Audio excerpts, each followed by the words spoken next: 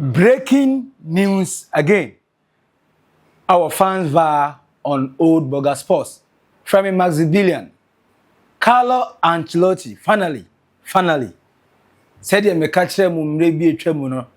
Say Xabi Alonso move to Real Madrid. Or start Juma on May 26th and as June 1st. The same way, I said Carlo Ancelotti to a different club and as a team ego coach. The Brazilian national team have announced say a free and narrow crew. Oh, you hear omo manager and yet the River Junior Bill. No a Carlo Ancelotti, the Don. The man with a tactical brain. And they or Juma at the Brazilian national team. Now, Obega say, na Brazil when was the last time you said the Brazilian national team or for will be or a foreigner? Now, say, what for be penkrana? How successful have that kind of marks no? Etie. Now, Capello, a friend, the Carlo Ancelotti, and this season with Real Madrid, form on UEFA Champions League, a quarter final. At the end of the day, Arsenal no, a man 5-1 on aggregate no di free. This season, no, a few teams will share on a tough opposition. As on ordinary day, Real Madrid share more. A honor show mama will be able to say yes. The White Angels, the Galacticos are ready to dismantle any team. We share Barcelona 4 good times in the league. First leg, second leg, in the Copa del Rey, in the Super Copa, 4 na Ocheno, Yennyadua, 4 good times. Anna, Timber friend Barcelona, Cheno. Ogoshia, Lille, our Champions League in the league stage, and also the same thing. Lille Chenu born and so our Santiago Bernabeu. Nti Ancelotti said, the 65-year-old named Juma Diaz, coach, Nanka, Eba form. And then a Brazil national team or no air struggle to find a fit. The last time a Brazil making anything meaningful in the world stage in football was way back 2002. That's their last World Cup Omoji. Papa a friend of Filippo Scolari and do Omoji trophy. No. From her, Sabesi 2019. Omoji manager Ekoji Copa America SDC omunaso. So obvious say Brazil na ngasa na omunangasa no na say omu struggle. The last achievement ye Tite that 2019 Copa America no. The last World Cup in 2002 with Filippo Scolari. In this Brazil no go for coach. Why is it Carlo Ancelotti? Now Brazil for some main country say there was an issue, and as currently there's still even issue our Brazil. Now issue ni na say almost style of play. Aira almost all their new coaches now more for money no. More thinking outside the box too much. Omajai Saboga Jonita football na yenim say Brazil the ball not toward the samba football. Yeah, the show you bet you bet drewa mo say yes adrew. Say Brazil bobo no one share your crown now. You will enjoy the game. The current Brazilian coaches now mobile na they don't care about it anymore. Omunna kwada na omo Pep Guardiola and Cruyff and na tiki taka na total football. There's so much Brazil football no. Again, in terms of resource, Nancy enkoye kura. In fact, Brazil for last 13 games maybe 7 pay. Including their worst ever defeat against their biggest rival in South America, Argentina. Now you are World Cup qualifier. Argentina chomo 4-1. It is all this kind of hundreds results every year. No more person say now Argentina guzo are sticking with the Brazilian coaches. It seems say na say one man can ni maduma. Omonti say the days of Carlos Alberto Pereira and 1994 do moji World Cup. Omonti say Mario Zagallo and Odi World Cup 1958, 1962 as a player, and Besa Jane as a manager 1970. Omo to say Amo Morera. Odi omo edi 1962 World Cup. On the 7 omo the 7 sento fuel am omo do omo je omo first World Cup in 1958. Those managers understood Brazilian national team football. Inti omo ba na winning mentality near top notch. Playing tactics now omo dey bone philosophy so fantastic. Indeed, for the first time for so many years, the Brazilian national team have decided say omeko outside South America. In fact, Papa friend Carlo Ancelotti will be the first ever manager in the history of the Brazilian national team. Yebefa na obey full-time managerial job at the Brazilian national team. On free South America. Na onu obi am be chair adwuma nenye. No nko na be the main manager. And me the records na omo hweso de agina so. At the point now taking that risk as the first foreign manager to come and coach Brazil national team. Now because say how your team the Brazilian national team started on bobo ni na no. Carlo Ancelotti the don. The first manager or your foreigner. I'll go coach you. Say that here. Omonya someone like Romano Platero. No Iraguani into South America where 1925 no be coach you. Omonya Joreka. No free Portugal but tie ono ne de no. No ni papa your friend Flavio Costa. Ana na eco manage into no me manage me no a obi a hon dem bo obi a de so. Dishi no mu take boom 1944.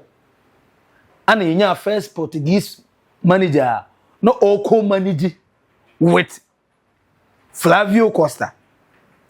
And the next one was Filippo Nunes. No so Argentina ni 1965 also coach you. So we win na enye din a obi a fully in charge what coach you outside the South America or of Europe be eba.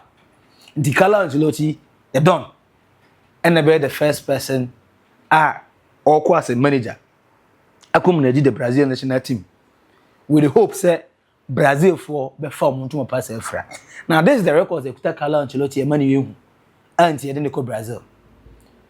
Papa no since 1996 ABC 2025 wakoto teams akese pa. Na ne highlights career highlights no AC Milan. The days at AC Milan obomode the omoji league trophy. Osa the omoji 2 UEFA Champions League trophies. Owe na so the days at Juventus. Now say another fantastic manager giving them trophies. But the days at Chelsea or the domestic double, the English Premier League, the FA Cup, and double idea about Ancelotti the seasons on time. Hardly the OGB another say ASM Depa. The days at Paris Saint-Germain or the Omsa Koje Friend League 1. The days at Real Madrid or the Moji La Liga. The days at Bayern Munich or the Moji the Bundesliga. In total, over 30 trophies and Carlo Ancelotti waji. Now 30 trophies no. It will amaze you to know say he is the only manager so far at the top 5 European leagues no. Wakochu a club with a BM no the BRG league trophy. Or 5 different league trophies in these 5 league centers. At least more or plus 5 league trophies, more or plus. That's Carlo Ancelotti for you. Or the manager, the only manager to have won 5 UEFA Champions League trophy since I didn't buy a UEFA Champions League trophy from 1992 coming. He is the only manager. I watched it 5 times. The next manager is Zinedine Zidane in Akola. Okoye from 2014-15. Obe take over. A day back to back. Edema Real Madrid no 3. Pep Guardiola Swaji 3. From the days at Barcelona, Bayern Munich, Man City. Jose Mourinho G2. And Kaina Canon recent time Luis Enrique G1. Thomas Tuchel G1. Jurgen Klopp G1. Omo Maji 1 the Dawson. But Ancelotti nko ano wadi mo baako 5. So yenim say onim de oye and na de neighbor. Now one thing that Ancelotti everybody knows him is say obi a otimi manage players with ego, otimi manage players are mere stars. Enti the Brazilian National Football Confederation president, Edmond Rodriguez, you didn't see a kunyasu in 2022. Now, you didn't call court, my court could go on for say, I say, Oldboga, no be were election nimu. Inti, you tune up with 2023. My FIFA didn't go ram kakra, my kakaya. At the end of the day, I got 12 you. I'm out of 147 electoral college, you know. Munina. This time around to Obama, papa, your friend Edmond Rodriguez. In the papa, long-term vision since 2022. And 1 million money tries to be Carlo Ancelotti. Only didn't come on, could do baby. Anna, Sasso trained by a quarter no man, he flew. And he getting the next opportunity. He want to make sure say this time around happen. Uncle Fab Brazil ni be abu. Now I bet you more. Or for be or vast experience. Not the international football market and our respect, massive respect at the man. I bet you transforming the Brazilian national team, you know. I'm free that shambolic performance, you know, to something astonishing. Where the current star boy at the Brazilian national team, the poster boy for the Brazilian national team, Vinicius Junior. Abrante in over 37 games, was just 5 goals and 5 assists. Among for saying the former war Real Madrid near Kajua, can form near Bruta, Adenti, and Obedu Brazil Quandia, own so. Name a prayer in and say, Obian said, Ya can ya a cut retirement answer. The like of Hendrick, N.A. Estavo William Mo, Rafina Mo, Jolent Mono, Jana, a bit medio my I'm the Brazilian national team. Sa qualifies ya boya, Omuho Mwani. Ometimanya easy qualification in the subsequent games. Ancelotti started on the May 26th, 2025. Yeah, no, I won the first game on the 6th of June, 2025 against Ecuador. We are on the 10th of June. I won the next game against Paraguay. Ni na World Cup qualifying games or prepare ahead of qualifying to the 2026 World Cup. Now look, announce Brazil for our football federation. Papa, your friend Carlo Ancelotti, Eddie. No more than that from way back from 2022 to 2025, 3 good years in the Intino. Almost in a contract, and Ecuador could do 2026 World Cup. No more we are, or our option to extend to 2030. A long-term project, about 5 good years, and near day man. So only non-fan restructure the entire Brazil national team football. No, on getting the young players, you know, the best out of them. Now, Omuna currency, more experience is Vinicius, Rafina Mono. Young finding means and ways and getting form now more club side no and from back because one, if the poster boy is Vinicius Junior and Vinicius Junior and the current coach Carlo Ancelotti. Now Ancelotti soon never Vinicius Junior now. Oba Real Madrid na yeni na ye na say akoya san or train vaso bi so or train no abo ato akone. What man ne channel a developer no. Amanda Vinicius to me decide games in the Champions League we need ever than the poster boy win Champions League Real Madrid. It was what we need FIFA best player there. Then the only man who can conjure that magic, bring that Vinicius of Real Madrid to the Brazilian national team. Ebe papa friend Carlo Ancelotti the Don. Inti way ne ensembia air so ene ewie yi beto to aso akosi say finally be Ancelotti as the national team college jersey the Brazilian national team the Seleção. Oldboga mo wadre records no ye kejiwa 5 UEFA Champions League title, the only ever manager why he's also the only ever manager one making sure say the 5 European leagues no, the English Premier League, La Liga, the Bundesliga, the Italian Serie A, and then the League One. Waji ebia at least a league trophy honor. He's one of the managers currently more 30 plus trophies in their trophy cabinet room. Medas and Guadi, the dance say, Dumadi no munim di, omunim ye, it's no way I do honor. Currently, you can never mention your top 3 managers. Carlo Ancelotti, he didn't be absent, never. So this is the golden jewelry. The Brazilian national team have sat down, planned, thought of it, and felt said, this is the right decision. This is the right man. He is our savior, the new savior in town. Carlo Ancelotti, the 65-year-old, is now permanently a Brazilian national team manager.